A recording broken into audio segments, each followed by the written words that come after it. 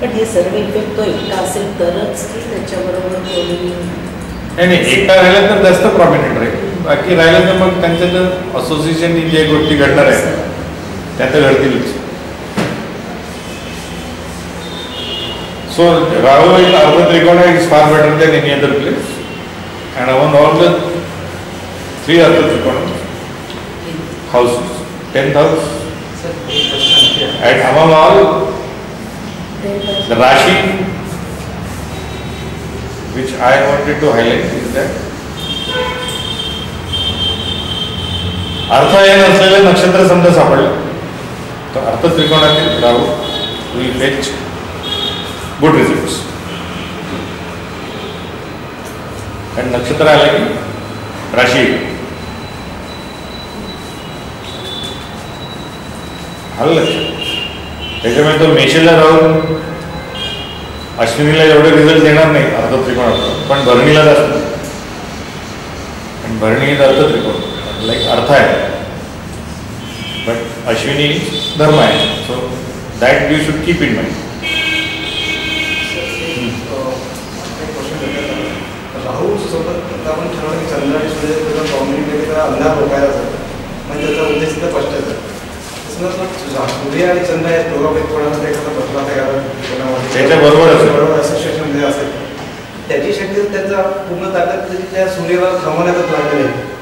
मग तो बाकीचे इफेक्ट मध्ये तो कसा देईल, म्हणजे तो पूर्ण नाही. ग्रहांना ज्या वेळेला आपण असं म्हणतो ते असोसिएशन मध्ये आल्यानंतर ग्रहयुद्ध हा आपल्याकडे कन्सेप्ट आहे, आणि त्या युद्धामध्ये जो जिंकला तो त्याचे रिझल्ट प्रॉमिनंटली मिळतील हे निर्विवाद आहे. पण त्या ग्रहयुद्धामध्ये हे 4 सोडलेले आहेत, रविचंद्र राहू आणि केतू. इतर ग्रहांचेच युद्ध होणार ना. या 2 ल्युमिनरीजला कोणी हात लावू शकतं, आणि नाही हा राहू आणि केतू या भानगडीत पडतात. त्यांचे इफेक्ट तुम्हाला सदैव सांगतात,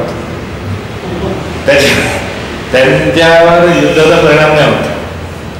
आणि होतीलच बियॉन्ड डाऊट. आणि त्यांचे इफेक्ट तुम्हाला सगळ्या बाजूने दिसतात. म्हणजे म्हणून राहू केतूच्या लोक जास्त प्रबंध करायचा प्रयत्न करतात किंवा त्यांना पहिले शांत ठेवायचं. सगळं त्यांचं कामच वेगळं आहे. So that is the precise reason why we should be extra careful regarding राहू. हो, म्हणजे असं नाही आहे किंवा राहू आणि चंद्राचं असोसिएशन नाही आहे तर तुमच्या मनावर राहूचा परिणामच राहणार नाही. तुमचा राहू आहे म्हणजे तुम्हाला तो राहू तुमच्यातला रवी आणि तुमच्यातला चंद्र मारण्याचा प्रयत्न तो करणारच आहे सदैव. तो असोसिएशन मध्ये राहिला तर प्रामुख्याने करेल. पण समजा नाही आहे एखाद्याच्या कुंडलीमध्ये, याचा अर्थ असा नाही की राहू त्याच्या मनाला त्रास द्यायचा प्रयत्न नाही करणार. तो आपलं काम, त्याचं कामच ते. Are you not getting my point?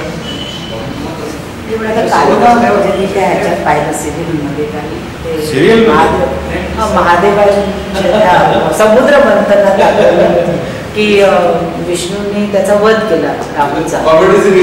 नाही काय का असेल, पण हा याच्याशी थोडा संबंधित आला म्हणून तो पॉइंट मला आठवला की विष्णू अमृत तो छलाने घेत होते, म्हणजे दैत्य असून त्यांच्याकडे सुरांकडे जाऊन तो घेतो आणि ते लक्षात आल्यानंतर विष्णू त्याला शासन करतो.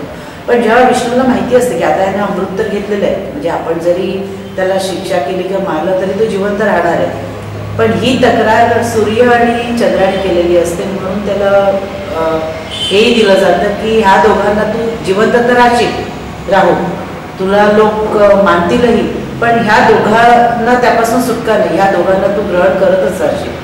पण मग ग्रहण करत राहशील तर ह्या दोघांना जो त्रास होईल त्यांनी तर त्याचा छल फक्त उघडकीला आणला, मग ह्या दोघांना ही पनिशमेंट का? आणि राहू तसं तर त्या दोघांना ग्रहण करतच असतो.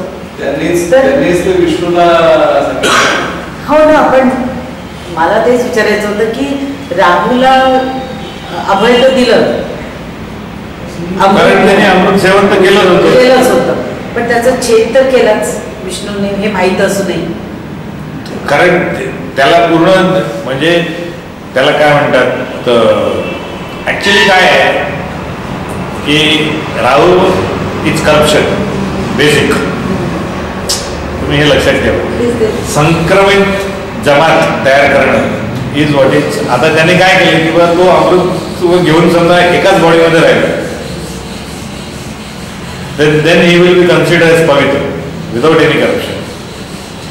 and तो अमृत त्याच लोकांकडे आहे जे पवित्र आहेत. म्हणून ते सिंगल शेप बॉडीमध्ये असतं. त्यांच्या बॉडीमध्ये कुठल्याही प्रकारचं वैकुंठ नसतं, कुठल्याही प्रकारचा त्यांच्यामध्ये त्रास नसतो. ज्या ज्या लोकांनी म्हणून आपल्याकडे पूर्वीची कल्पना होती की जे जे पापी त्यांच्या शरीरामध्ये दोष. आता हा आता अमरत्वाला चालला होता, पण हा तर छलकपट घेऊन अमरत्वाकडे चालला होता. मग याला तर तुम्हाला पवित्र ठेवायचं नव्हतं, तर याची बॉडी मध्ये काही ना काहीतरी आणणं आवश्यक होतं. म्हणून मग याला पहिल्यांदा त्यांनी आता अमरत्वाकडे ठेवलं. म्हणून मग त्यांना म्हणून जितके म्हणून हे दोषपूर्ण घटना आहे त्या अमरत्वाला पावलेल्या आहेत. एक तर आता पुढे आलं असतं की दुःख हे या भूतलावर अमरत्वावर कधीच संपू शकत नाही. काही करा तुम्ही, दुःख विल ऑलवेज विथ देअर. त्याच्यामुळे त्यांनी शनीला लेम मानला. दुसरा काम, तुम्ही कितीही करा या धर्तीवरून त्याचा तुम्ही कधीच नायनाट उच्चाटन करू शकत नाही. It will persist with you without you. त्याच्यामुळे त्या मदनाला सुद्धा त्यांनी आनंद बनवला. कामदेव सुद्धा आनंद म्हणूनच प्रख्यात होता. आणि तिसरा ही जी अशी जितके करप्टेड गोष्टी झाल्या आहेत की ज्यांना तुम्हाला अमरत्वावर घेऊन जायचं, त्यांच्या याच्यामध्ये त्यांनी शिरच्छेद केलेला आहे. 2 तुकडेच करून टाकले. तरी पण ती राहिलीच ना गोष्ट. तीच गोष्ट राहते. माझा सांगायचा उद्देश तुमचा आहे, ज्या ज्या गोष्टीचं त्यांना ठेवायचं आहे, त्यांना माहित आहे की हे अमरच राहणार आहेत, की जाऊ शकत नाही, त्यांच्यामध्ये त्यांनी पवित्र काढून त्यांना ठेवलेलं आहे. पवित्र ठेवणारे फक्त देवच आहेत. बाकी एकही गोष्ट पावित्र्यासकट अमरत्वाला नाही पावलं. म्हणून राहुचा शिरच्छेद करून त्याचे 2 भाग करणं आवश्यक आहे. पण मग महादेवाला असं का म्हटलं की जरी ह्यांनी तुझं छळकपट उघडला म्हणजे चांगलंच कार्य केलं तसं बघितलं तर तरी पण तुम्हाला पनिशमेंट म्हणून राहू तुम्हाला ग्रहण करतच राहील. कारण यांनी पण छळ केला. हा काही चंद्र सूर्याचा काही छळकपट नाहीये, त्यांनी तर उलट उघडकीला आणलंय. नाही आता त्याच्यामध्ये आता मी सांगू शकतो. इथे प्रश्न असा आहे की बा चंद्र सूर्याने दोघांनी मिळूनच का उघडकीस आणलं? एकटा सूर्य सुद्धा कॅपेबल होता. नाही, एकही जरी सफिशियंट होतं ना उघडकीस आणण्याकरता. एखाद्याने जरी हात वरती केला तरी please look at me, I have something to say, तर दोघांनाही काढण्याचं काहीच कारण नाही. इट इज बेसिकली की त्याला इंडिकेटच ते करायचं होतं की हा जो राहू आहे हा यांनी ही एक विचारधारा तो घेऊन जाणार आहे, जी विचारधारा एक्झॅक्टली तुमच्या तेजोमय विचारधाराची विपरीत राहणार. तर तेच इथे कोणाकोणामुळे मिळू शकतं? तेच मिळू शकतं तुम्हाला सूर्यामुळे आणि त्या सूर्याचं चंद्रामुळे. या दोघांच्यामुळे मिळणारी जी विचारधारा आहे याला संपवण्याचंच काम ज्यांनी सातत्याने करायचं आहे तो म्हणजे राहू. म्हणून मग यांना संपवण्याचं काम म्हणून त्याला ज्याला मारलं त्यावेळेला या दोघांनी हात वरती करून सांगायला लागले की look at us, we have something to say. आम्हाला काही तुम्हाला सांगायचं आहे आणि ते आम्ही तुम्हाला. अच्छा, ऍक्च्युअली छलकपट हे विष्णूंनी स्वतः केलेलं आहे मोहिनीचा अवतार घेऊन. मोहिनी अवतार वॉज बेसिकली हे छलकपट अवतार, पण त्याचं छल इज नॉट छल, यांचं छल इज छल. म्हणजे तुम्हाला खून हवा खून पाणी. लुक ॲट ती योजना काय म्हणायचं आहे हे समजा तुमच्या लक्षात आलं तरच हे तुमच्या लक्षात येऊ शकतं की हे काय चाललं. नाही तर मोहिनी अवतार तुम्ही विचारच नाही करू शकत. मोहिनी अवतार वॉज द फर्स्ट ग्रेट छल. घेतलाच त्याच्याकरता की बा या राक्षसांना बनवा आणि ते सगळे यांच्या करतात. पण त्याला धार होती सत्याची. यांचं जे छल होतं याला धार होती असत्याची.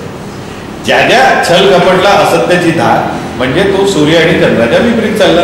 माइंड आहे सो दोनच लेवलवर तुम्ही प्रकाश आणू शकता, हे त्यांचं basic intention. You can get basic things from these two things. म्हणजे तुमचं जे तेज आहे ते मनाचं तेज किंवा आत्म्याचं तेज, यांनाच तो संपवण्याचं कार्य हा सातत्याने करेल. म्हणून त्या राहूला त्यांनी तिथे ठेवलं. आणि ही विचारधारा या पृथ्वी तलावर सातत्याने राहील. आणि ही विचारधारा सातत्याने राहायची असेल तर या विचारधाराला जे लोक फॉलो करतील किंवा जे लोक राहतील त्याचं जे प्रतीक राहील ते छिन्न विच्छिन्न अवस्थेमध्येच राहिलं पाहिजे, नाही तर ते पवित्र मध्ये गणल्या जाईल. म्हणून त्याला त्यांनी 2 भागामध्ये तोडणं प्रशस्त समजलं. केतूचा तसा कुठेच काही रोल नाही. Rahul is basically transform into Ketu. तो एकच राक्षस, त्याला तोडल्यामुळे त्याचा वरचा वरती राहिला आणि खालच्या खाली धड एक वेगळं आहे. पण हे आता पवित्र नाही मानू शकतो. म्हणून आपल्याकडे हे आपण जे आता पुरातन काळाचे जे किल्ले किंवा मूर्त्या बघतो, यांनी मुसलमानांनी ज्यावेळेला त्यांना लक्षात आले की बा हे लोक येणारच नाहीत, समजा मूर्त्या तोडून टाकल्या, तर त्यांनी जास्त लोडच नाही घेतलं. एक एक मूर्तीचा हात तोडून टाकला, हे तोडून टाकलं तर बा ती मूर्ती संपली. मग त्याच्यामुळे ती पावित्र संपली. The moment you cut it off, पावित्र गेलं. पूर्ण संपूर्ण व्यवस्थित शेपमध्ये असलेल्या गोष्टीच पवित्र राहू शकतात. ही आपली मूळ संकल्पना. त्या मूळ संकल्पनेच्या दूर हे राहू आणि केतू घेऊन जातात आणि त्याच्यामुळे हे अपवित्र आहे किंवा हे संक्रमण करतात. This is how they try to dilute the generations. Genes हे याच्यामध्ये प्रॉब्लेम्स येतात आणि त्याच्यामुळे ही विचारधारा त्यांनी राहीलच, ही नायनाट होऊच शकत नाही. That is what is indicative of Rao. आणि बलीने असं म्हटल्यानंतर की माझ्याच एका सेनापतीने ही क्रिया केली म्हणून पनिशमेंट म्हणून आता असुराला तुम्ही अमृत द्यायचं नाही, ते तुम्ही सुरांमध्येच वापरता. तर हे कसं नाही, आता हे ते तर त्यांना द्यायचंच नव्हतं. म्हणजे it has to be given only देवांकडेच ते अमृत राहिलं पाहिजे, अमरत्व राहिलं पाहिजे. इतर कोणाहीकडे राहिलं, ज्यांनी संक्रमण केलं त्यांनी लेन करत किंवा त्यांच्या शरीरामध्ये वैकुंठ आहे. जो संक्रमित तो आणि ते आतापर्यंत इंडियामध्ये अजूनही, म्हणून ते खाप पंचायतवाले ज्याला म्हणतात ते गोत्र फॉलो करतो. द बेसिक इज दॅट की ती जी मूळ धारा आहे त्याच्या मागे हे कारण आहे. आता तुम्हाला पटेल नाही पटेल हा नंतरचा भाग, पण ते विनाकारण नाही. माझं असं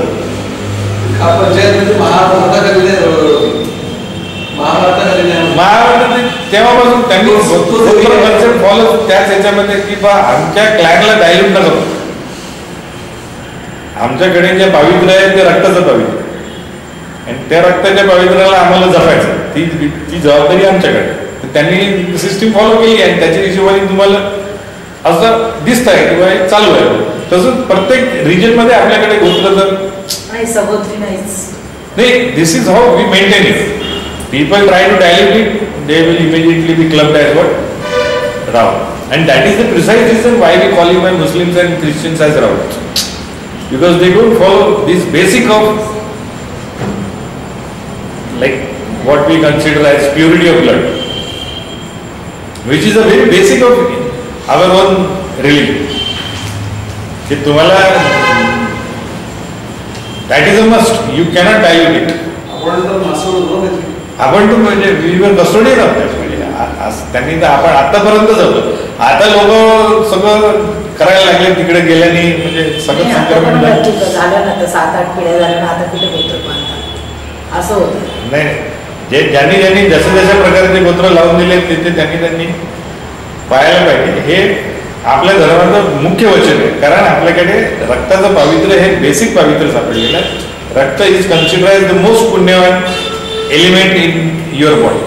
So that should be as pure as possible, and that is the precise reason they used to maintain lifestyle to keep your blood pure as much as possible. म्हणून ते निसर्गाच्या जवळ राहिले. म्हणून जितके श्रेष्ठ कुलीन ब्राह्मण होते ते कधीच अशा नगरात गेले नाहीत जिथे नदी नाही. नदी असलेल्या शहरातच जायचं, त्याच नगरामध्ये बसायचं, त्याच नगरामध्ये राहायचं. पर्वत असला पाहिजे, नदी असली पाहिजे, निसर्ग दिसला पाहिजे, तरच तुम्ही राहू शकता. नाही तर अशा ठिकाणी पर्वती जाऊचं गोवर्धन पर्वत त्याची परिक्रमा करणारे कितीतरी लोक आहेत. त्याच्यामुळे फर्स्ट रेट पापक्षालन होतं. सो असं नाही आहे की आपल्याकडे विचारधारा नाही आहे. विचारधारा आहे. प्रॉब्लेम असा आहे की सांगणारे नाही, ऐकणारे नाही. आणि मीडिया तर बसलीच आहे करत करायला. 75% ऑलरेडी FDI झालेलंच आहे. त्याच्यामुळे सगळा जो पैसा आहे तो फॉरेन डायरेक्ट इन्व्हेस्टमेंटनीच आलेला आहे मीडियाकडे. त्याच्यामुळे त्या फॉरेन डायरेक्ट इन्व्हेस्टमेंटनी ते बरोबर त्यांना जे आवडतं, त्यांना जे पथ्यावर पडतं, त्या गोष्टीचं तसं आपल्याला प्रदर्शन करतात. आपण पाहतो, बरंही वाटतं, कारण क्वालिटी चांगली असते, मनी रमतं. वाईट सगळ्याबद्दल दाखवलं जातं, वाईट चांगल्या पद्धतीने दाखवलं जातं. मला आवडतं ते. आवडतं तुमचं ते इंटेन्सिटी तरी कमी केलं सर, याच्यासोबत झालेलं इंटेन्सिटी कमी केली राहूची.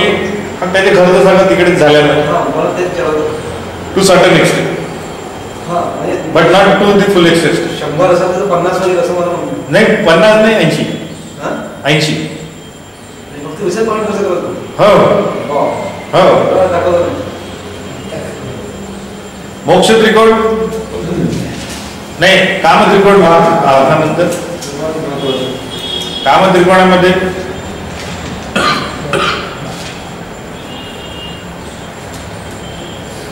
तिथे तो ऍक्च्युली घराण्याला करप्ट करतो. आपापसातले विवाह पुष्कळ वेळा काम त्रिकोणातल्या राहून मिळतात. आपापसातले विवाह जे होतात ना, विवाह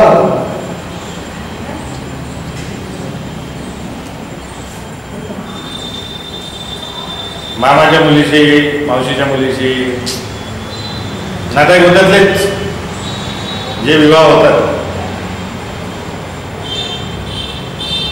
ते त्याचं सगळ्यात सौम्य रूप आहे. म्हणजे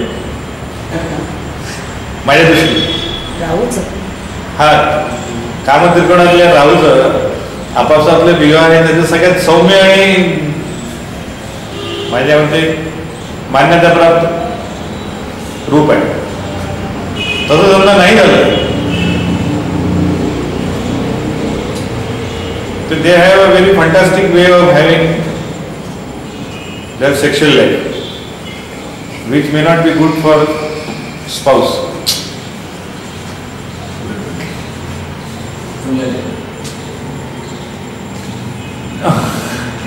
अब काम त्रिकोण is primarily meant for controlling your कामेच्छा. वो कहीं भी रहे, या तो 3 को देखेगा, या तो 11 को देखेगा, या तो सप्तम को देखेगा. लेकिन काम त्रिकोण में सबसे अहम जो हाउस है दैट इज सप्तम.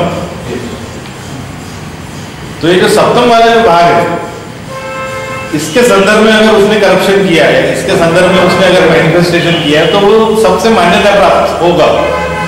जो ज्यादा से ज्यादा क्या है, आपसी किसी व्यक्ति से विवाह कर देगा, रिश्तेदारी में विवाह कर देगा, तो देयर आर चांसेस कि जो आपसी विवाह हो रहा है वो सगोत्री ना हो, धर्म के अनुसार ही हो. जैसे मामा की लड़की से विवाह करना धर्मशास्त्र सम्मत है, उसमें कोई सगोत्री विवाह का नहीं है. लेकिन ये एक मॉरल लेवल पे सवाल उठ खड़ा होता है कि जिस मामा की लड़की के साथ हम इतने साल तक ऐसे बहन भाई करके रहे, ये गाय ट्रांसफॉर्मेशन करना.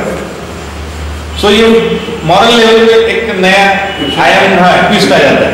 लेकिन फिर भी चलता है, क्योंकि धर्म के अनुसार it is right, there is nothing wrong. Only on moral level, नैतिक दृष्टिया ये गलत हो सकता है, लेकिन धर्म के अनुसार ये प्रचलित है, एक्सेप्टेबल. तो इसलिए मैं कहता हूं कि अगर वो इस संदर्भ में अगर मैनिफेस्टो, इस संदर्भ से अगर हमको दिखे तो ज्यादा अच्छा.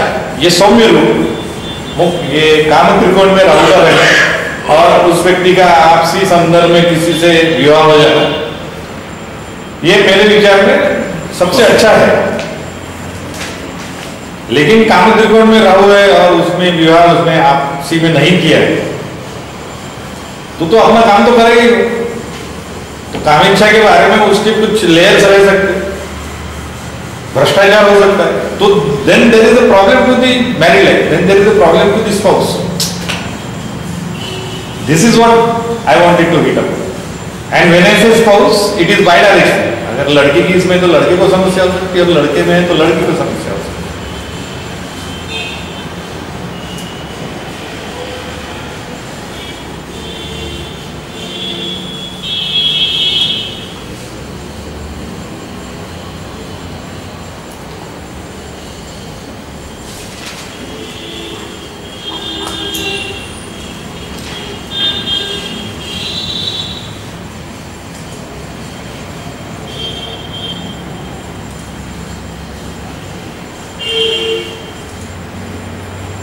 अक्सर ये जो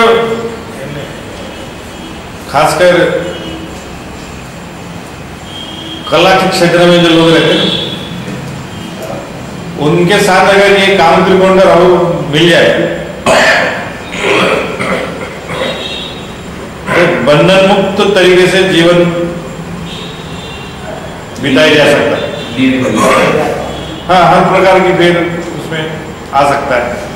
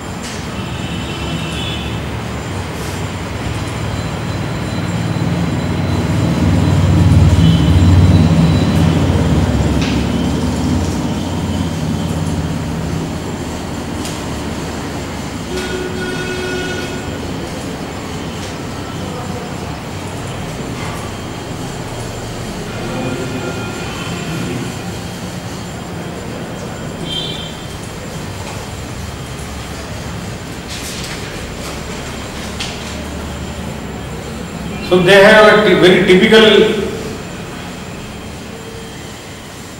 way of living their life as far as काम क्षेत्र is concerned.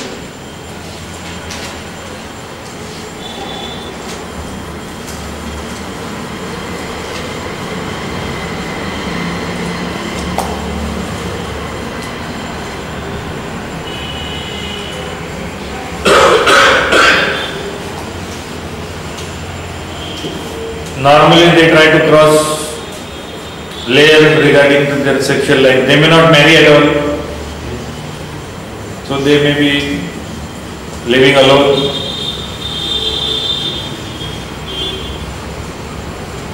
Seventh house Rahu will make them to marry.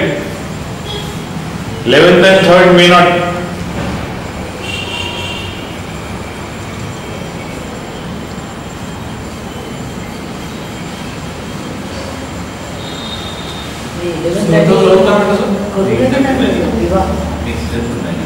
हाँ, त्यांनी नाही म्हणजे they may have some different ways of having their sexual life.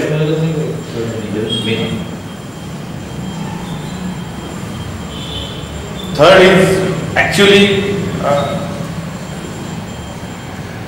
what we call it as Maithun Raj. Like this is what is the house of copulation, म्हणजे प्रणय स्थान आपण मानतो ना ते third house.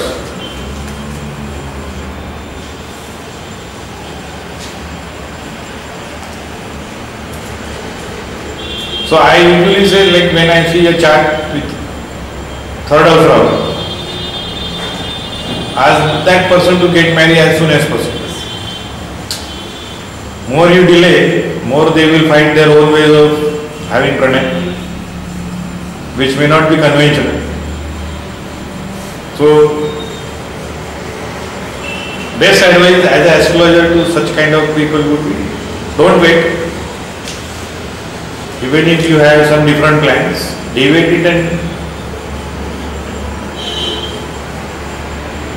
Otherwise, there is a chance that they will not at all. Like if you cross the limit, अगर manageable age की आप limit cross कर जाते हो तो ये काफ़ी हद तक संभावना है इसकी कि वो शादी के बारे में जान दो ना, there is no need, ऐसा भी सोच सकते। More so if Rahu is powerful, either belonging to Kanya Rashi or belonging to say Kumbha Rashi.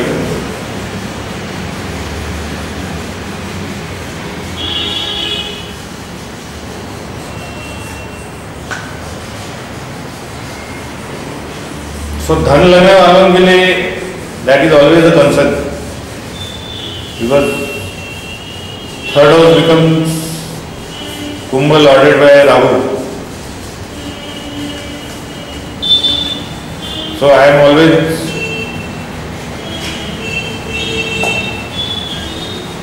watchful when I see anybody with dhanlagi. So I usually prefer them to say कि आप बाद में सब plan बाद में कर लेना, पहले शादी का चलो, पढ़ाई वढ़ाई करते रहना, बाद में कुछ और प्लान हो गया आपके बिजनेस डालेंगे वो सब बाद में होते रहे। हाँ, Anil you also belong to धन लगन है सब। Yes, sir. Rahul. Where is your Rahul?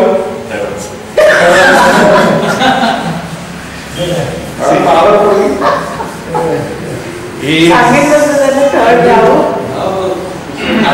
पावेला का दूसरी? अब क्या हो रही है आपकी उम्र? फरवरी में 41 हो गई है। अब तो मेरे ख्याल से उन्होंने अपना तरीका ढूंढ निकाला हो। So let us not trouble him.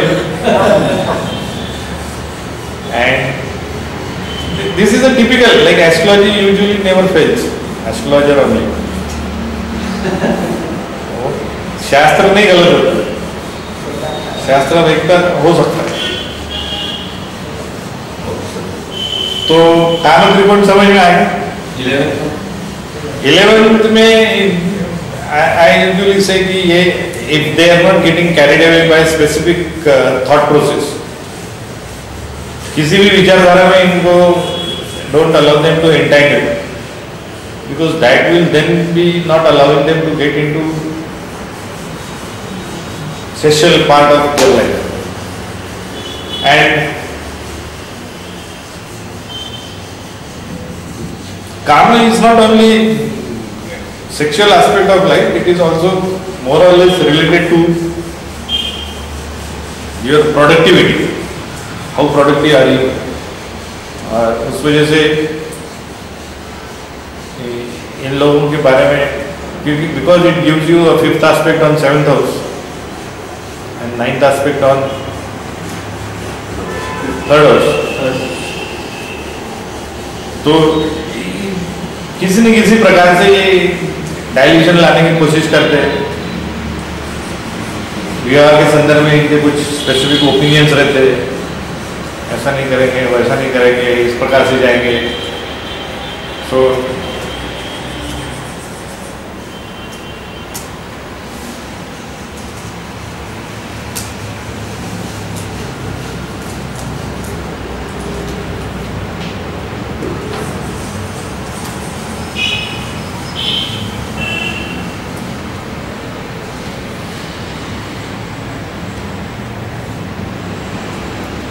you may find people, those who are very learned, but may take a decision of some different as far as their marriage is concerned. कुछ लोग मिलते ना हमको, कि कई बार आते लोग हमारे पास, माता पिता रहते हो, ये लड़के की ऐसी धारणा है कि ऐसे लड़की से शादी करे जिसका मैंने वो इज ऑर्फन, शायद को सुधारने के उनका विचार रहता है through their marriage.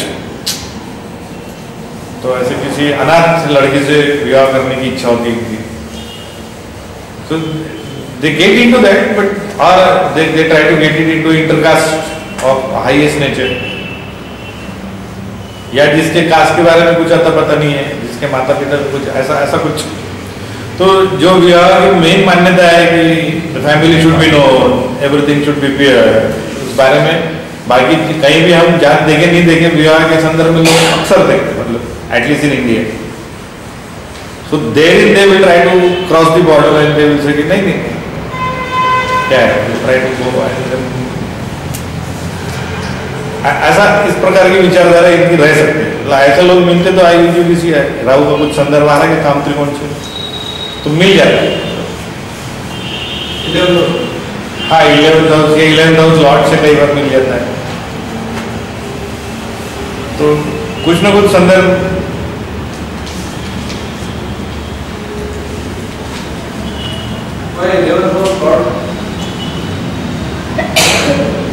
Eleventh house, as it is a house of friendships, and Lord will indicate the kind of friends you are likely to have. So when it gets associated with that, it gives you that kind of a friend as far as your काम is concerned. That is the precise.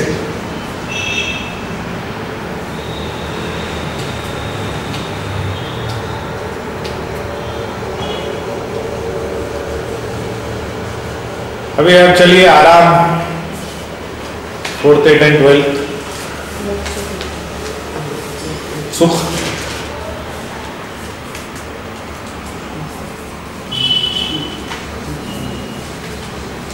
सुख की कल्पना के बारे में ये लोग that we call it as moksha trikot because moksha is considered as the ultimate bliss.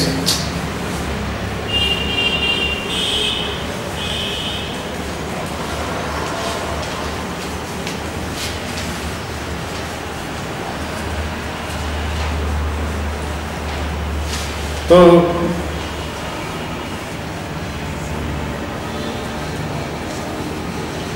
among that 4th house is what is the primary house of moksha trikot as far as sukh is concerned, aram is concerned. So 4th house Rahu will make you to have altogether different opinion, layers around. सुख की कल्पना अलग ही रहती है और अधिकतर हमारी सुख की कल्पना घर से जुड़ी रहती है. तो इनकी सुख की कल्पना हो सकता है किसी अन्य के घर से जुड़ी हो.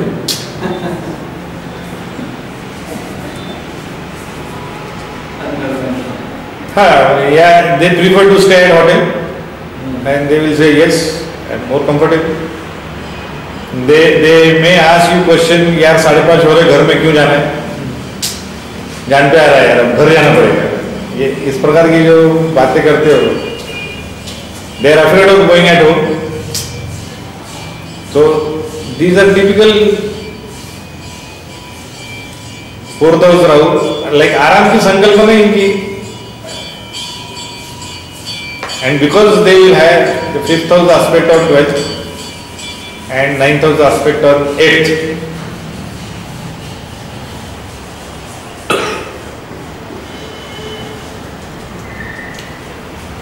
So if such kind of people, if they come into this kind of occult sciences or anything that is to be guhyam, that is to be not to be revealed,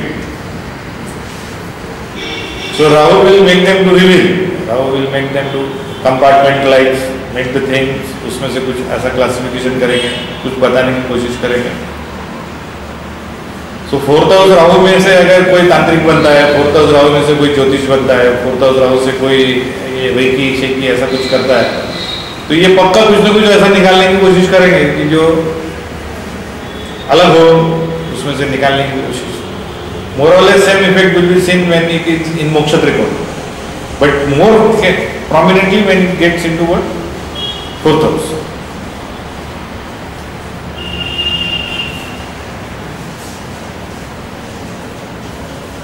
क्योंकि उसका 8th हाउस का संबंध तुरंत आ जाता है.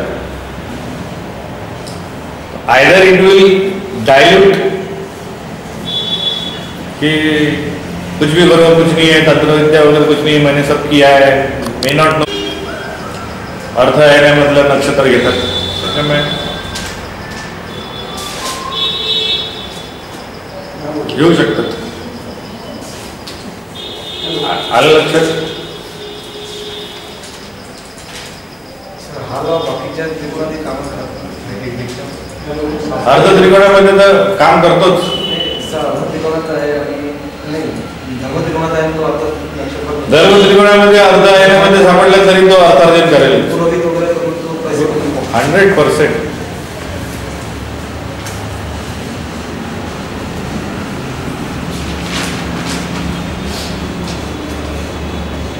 आता आपण जे पाहतोय खडे वगैरे विकणारे जे ॲस्ट्रॉलॉजर आहेत ते दुकानात आठवून बसले काही असे असू शकते. हो, खडे विकणारे, नॉलेज विकणारे,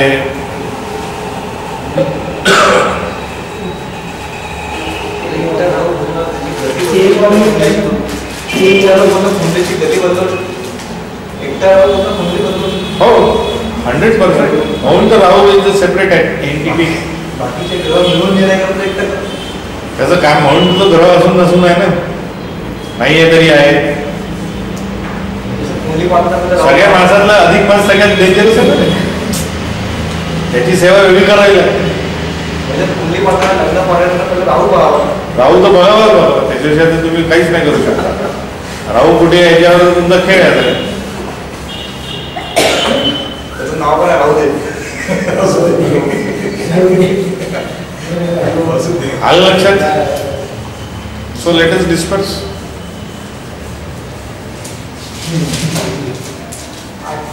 पुढल्या रविवारी जाऊन यायला वाटलेस तिथे. शाम को है वहां पर, देख लेना. बहुत मिनिस्टर वगैरह भी आ रहे वहां पर. अच्छा कार्यक्रम.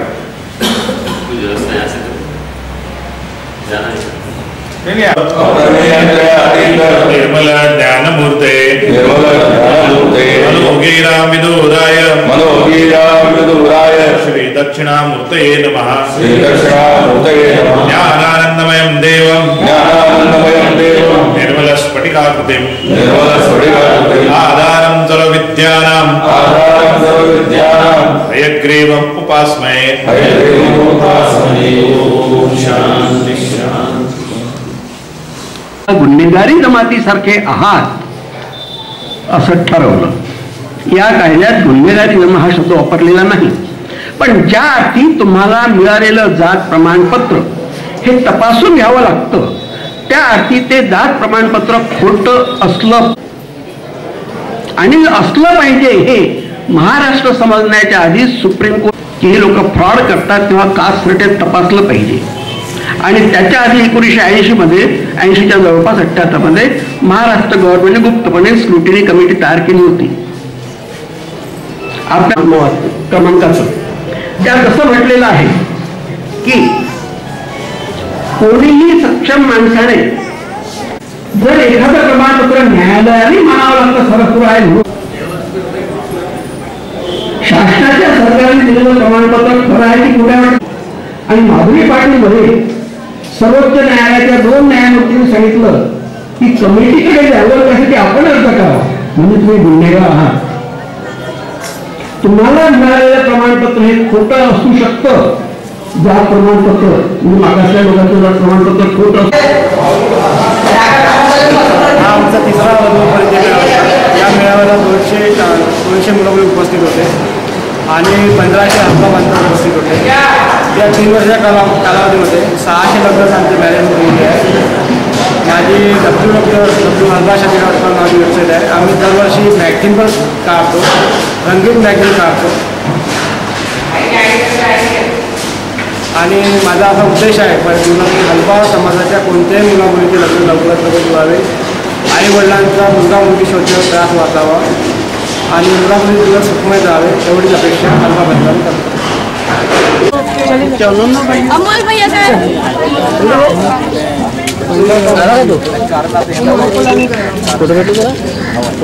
निकल के चला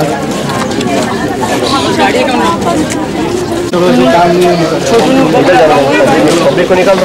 चलो अपने अपने घर पे